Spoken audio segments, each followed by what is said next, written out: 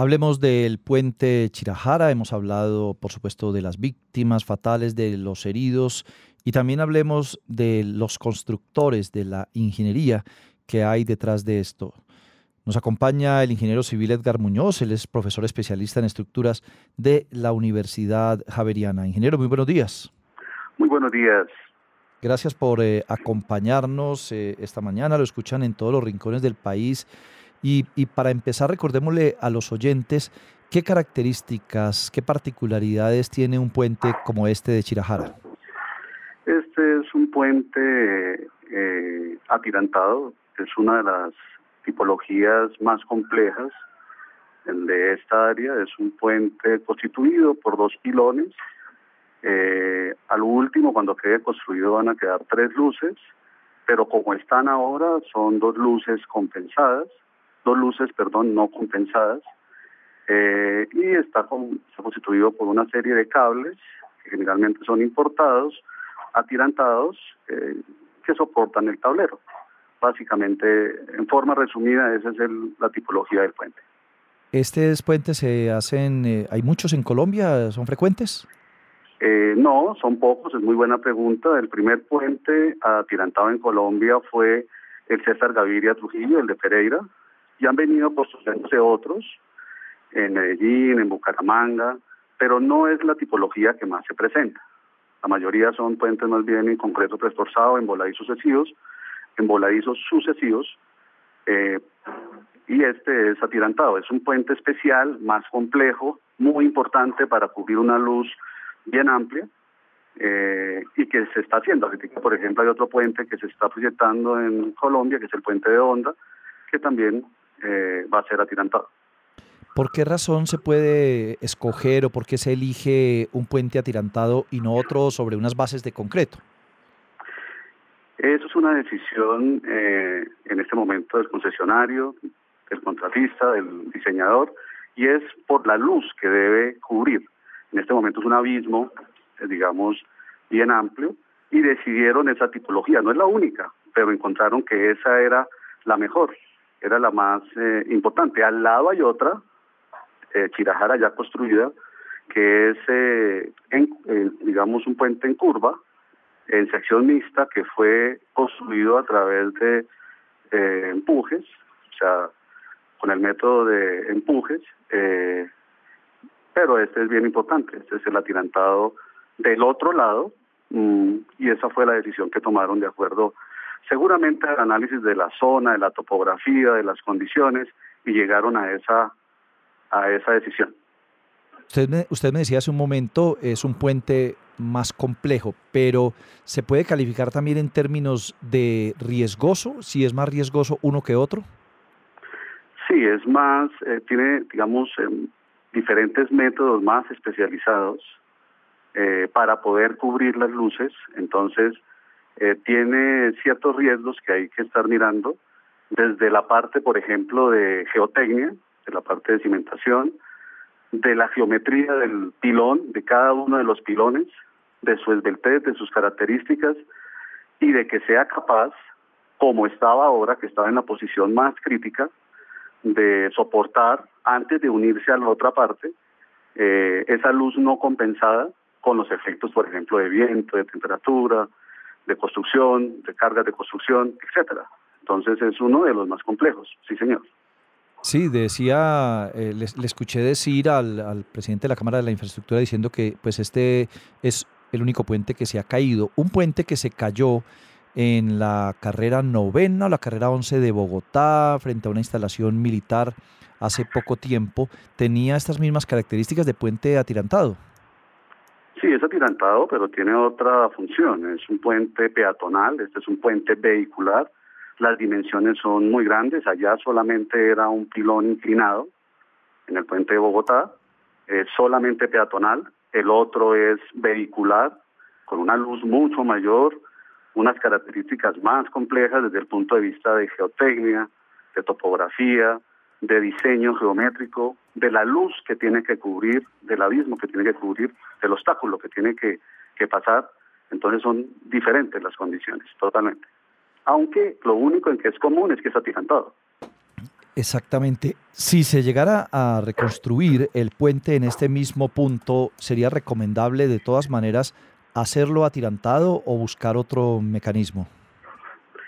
Pues eso depende de la investigación que se haga. Ahí sí es muy importante mencionar que es urgente una investigación sobre el colapso de este puente para determinar las causas, y la recomendación que yo daría es que esa investigación sea hecha por la Interventoría, como lo han mencionado, pero paralelamente e independientemente debe ser hecho, por ejemplo, por la Sociedad Colombiana de Ingenieros o por una entidad similar, con el apoyo de expertos nacionales e internacionales, de tal forma que se determinen lo más pronto posible, por la urgencia del proyecto, las verdaderas causas, y de esa forma determinar cómo está la segunda parte, o sea, la que no se derrumbó, la que no se colapsó, y ver de qué forma se puede recuperar.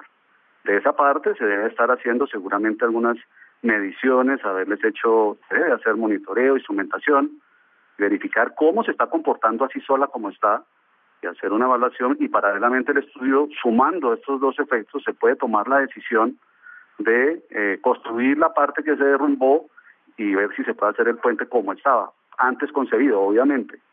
Eso depende de una revisión del diseño estructural que se hizo, una revisión completa, detallada, conceptual, y ver qué aspectos se encontraron y si se debe cambiar o no. Profesor, Es decir, puede ser que el diseño estructural, ahí no estoy diciendo, es bueno esta aclaración, que el diseño estructural esté bien, no estoy diciendo que está inadecuado. El diseño estructural puede estar perfectamente hecho, las causas pueden estar relacionadas con otro aspecto. Eso se confirma a través de una investigación muy detallada, porque no sería responsable de mi parte ya dar, juicios que no estarían bien. Claro. Con respecto a cuáles son las causas. No hay que determinar si fue un problema en la construcción, un problema en el diseño, o un problema, por ejemplo, en la geotecnia, en la parte de la cimentación de los pilones, de los estribos, teniendo en cuenta, por ejemplo, que esta es una zona inestable desde el punto de vista geotécnico. Entonces ahí deben entrar los expertos en geotecnia, geología, y ver también este aspecto, digamos, cómo intervino en este problema pues tan grande que se produjo. ¿Y esa investigación, profesor, debería extenderse a otras obras de infraestructura? Es decir, muchos ciudadanos de pronto pensamos que otras obras podrían estar en riesgo como esta. Sí, claro, con esta investigación se podrá, aprender mucho más sobre este tipo de obras más, que se están construyendo otras y pueden estar proyectadas otras, con diferentes condiciones, porque cada sitio va a ser diferente, pero igualmente con esto, aunque fue un desastre, y con esta investigación definitivamente se va a aprender, porque este no es el único puente que se ha colapsado realmente. Exacto. Yo tengo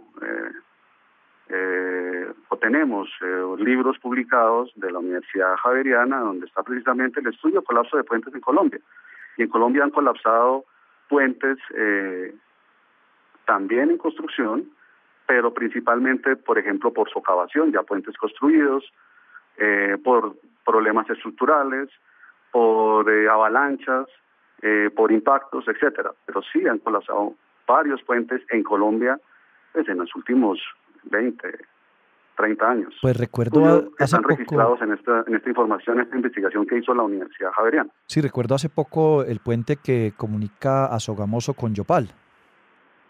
Sí, señor. Ese también colapsó, pero hay muchos más. Puente Pescadero, Puente Purnio, hay muchísimos más puentes que han colapsado en Colombia por diferentes causas, no en construcción, sino principalmente, te repito, temas de socavación, por avalanchas. Sí, señor. Sí, hay un factor humano para tener allí también en cuenta, y nos lo decía hace un momento el representante del Sindicato de Trabajadores de la Construcción, y es que se debe establecer por qué razón esta obra no tenía una línea de vida, así lo llama él, para que los obreros se protejan en caso de un colapso y queden flotando, por así decirlo, no se vayan al piso con la estructura. Esto es una pregunta ya para específicamente el constructor. Al no estar nosotros allá en la obra, yo no le puedo afirmar nada de cómo hicieron el tema de seguridad industrial, que es obligatoria. Yo pensaría que sí la tenían y tenían todos las condiciones como lo han hecho en diferentes puentes. Además, en diferentes puentes de esta zona. Es bueno mencionar que ese concesionario ha construido también otros puentes en la zona, muchos túneles, carretera que he visitado y están bien. Ha sido una buena obra y de calidad. Esta en particular es lo que tuvo el problema. Ahora, ese aspecto de la seguridad sí es bueno hacérselo al consultor y ver esa pregunta hacerse al consultor y ver cómo fue el tema de seguridad industrial, que es obligatoria. ¿Qué es obligatoria? Pero yo no le podría hablar nada de eso porque no estuve en la obra, no conozco las condiciones y también a la interventoría. Sí, tal vez debería preguntarle en términos generales si para este tipo de obras existe ese instrumento del que habla ese sindicalista y es esa línea de vida. ¿Será algo que sí, que los protege en un colapso? Sí, es obligatorio, tiene que darse. Eso es una pregunta ya para el consultor. Correcto. La habrá tenido en cuenta, no la habrá tenido en cuenta, en qué momentos, pero pienso que generalmente estas obras, tanto el concesionario como el consultor, están, digamos, haciéndolos muy bien, y eso en este caso, pues, ya se cayó fue el pilón, que fue toda la estructura. Por más que haya eso, entonces, por más que exista eso, no les iba, digamos, a ayudar mucho porque se fue todo el pilón. Fue todo el pilón correspondiente. El pilón para mí es la estructura como la pila, concreto, que falló completamente. Ingeniero, muchas gracias. No, con mucho gusto.